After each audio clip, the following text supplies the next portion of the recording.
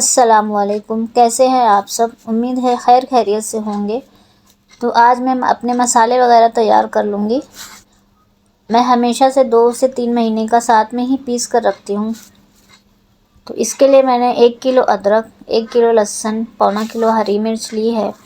पीसते वक्त इसमें विनेगर और तेल 2 से 3 चम्मच डाल लेती हूँ ताकि ये ज़्यादा दिनों तक फ्रेश रहें।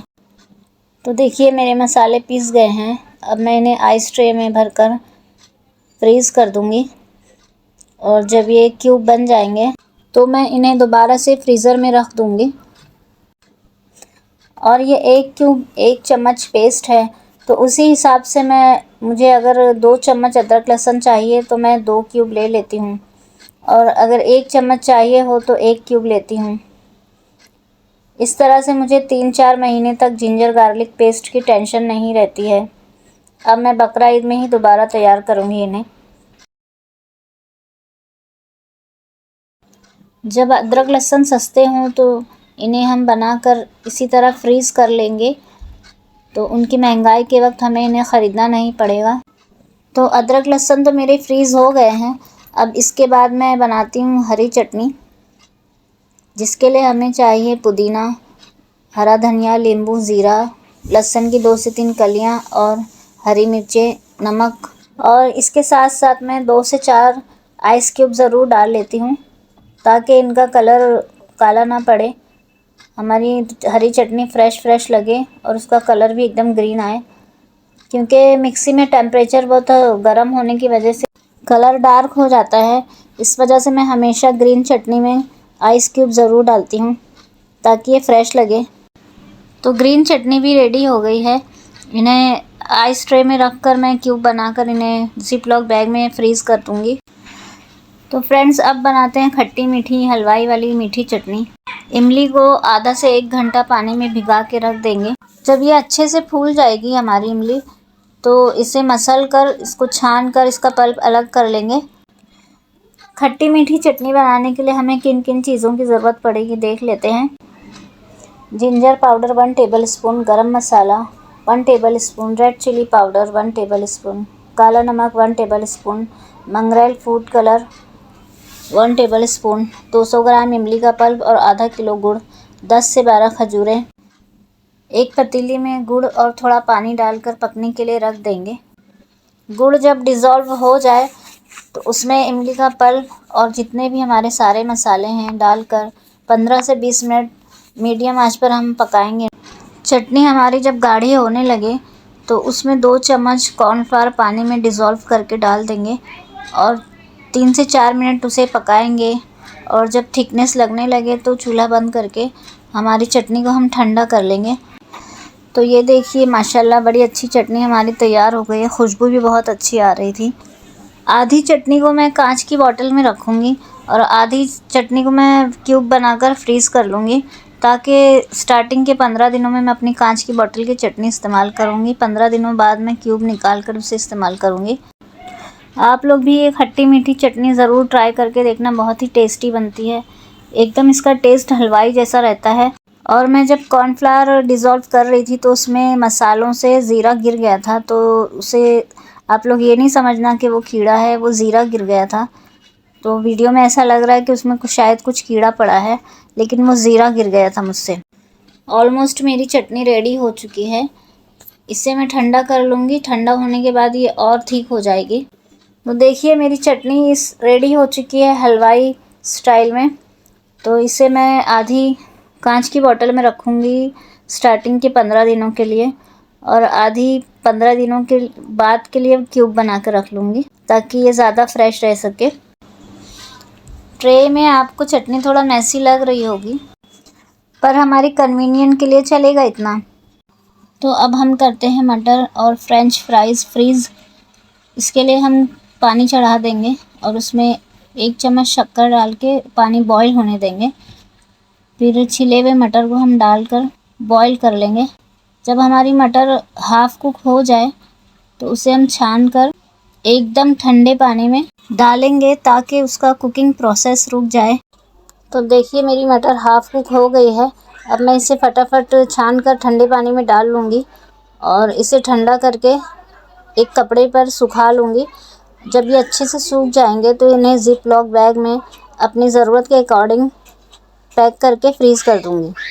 मटर जब सस्ते होते हैं तो मैं इन्हें 5 से 8 किलो लेकर छीलकर फ्रीज़ करके ज़िप लॉक बैग में अपनी हिसाब से लेके रख लेती हूँ, और बाद में जब ये महंगे हो जाते हैं तो मैं इन्हें यूज़ करती हूँ। तो मुझे महंगे दामों पर मटर ख़रीदने नहीं पड़ते हैं। आप लोग भी इस तरह अगर ट्राई करेंगे, मटर, फ्रेंच फ्राइज़ ये सब फ्रीज़ करके रखेंगे तो बहुत ही ज़्यादा हमें फ़ायदा होता है इन सब चीज़ों का, और हमें वक्त पे सब चीज़ आसानी से मिल भी जाती है। तो देखिए मेरी मटर भी फ्रीज़ हो चुकी है और अच्छा खासा मैंने स्टॉक कर लिया इसे। तो चलें अब बनाते हैं फ़्राइज़। ये फ़्राइज़ कटर मैंने नया लाया है और ये बहुत ही काम की चीज़ है और बहुत ही आसानी से हमारे सारे फ़्राइज़ कट के निकलते हैं, और ख़ासकर बच्चों को फ़्राइज़ बहुत ही ज़्यादा पसंद होते हैं। तो आप लोग भी इसे बनाकर फ्रीज़ करके रखिए, जब भी आपके बच्चे मांगें इन्हें फ्रीज़र से निकालिए और सिर्फ फ्राई करके देना ही है। ज़्यादातर फ्रोज़न आइटम अब सब बाहर से ही मंगवाते हैं, जो कि हमें बहुत ही महंगा पड़ता है। थोड़ी मेहनत और हमारा थोड़ा वक्त जाता है, पर लेकिन हमें हाइजीन चीज़ें मिल जाती हैं घर पर ही। हमने जिस तरह से मटर को फ्रोज़न किया था, सेम वही प्रोसेस है इसे भी फ्रोज़न करने का। उसी मेथड से हम इसे भी फ्रोज़न करेंगे और ज़िप लॉक बैग में हम 2 से 4 पैकेट बना लेंगे, ताकि जब भी ज़रूरत हो हम एक पैकेट निकाल लें। आपको अगर मेरी कोई भी टिप पसंद आई है तो प्लीज़ मुझे कमेंट कीजिए। हमारे फ्राइज़ जब एकदम सूख जाएं अच्छे से, तो उसमें ज़िप लॉक बैग में डालने से पहले उसमें हाथों में तेल लगाकर अच्छे से फ्राइज़ पे लगा दें, फिर उन्हें फ्रीज़र में रख दें। तो चलें अब लेमन जूस को भी फ्रीज़ कर लेते हैं। इसके लिए मैंने बहुत सारे नींबू एक साथ ले आई थी जब ये सस्ते थे। इन्हें निचोड़ कर मैंने इसका रस पूरा निकाल लिया, फिर छन्नी से छान कर मैंने उसे आइस ट्रे में फ्रीज़ कर दिया, और जब इसके क्यूब्स तैयार हो गए फिर मैंने उसे ज़िप लॉक बैग में रख कर फ्रीज़ कर दिया, आसानी हो जाए।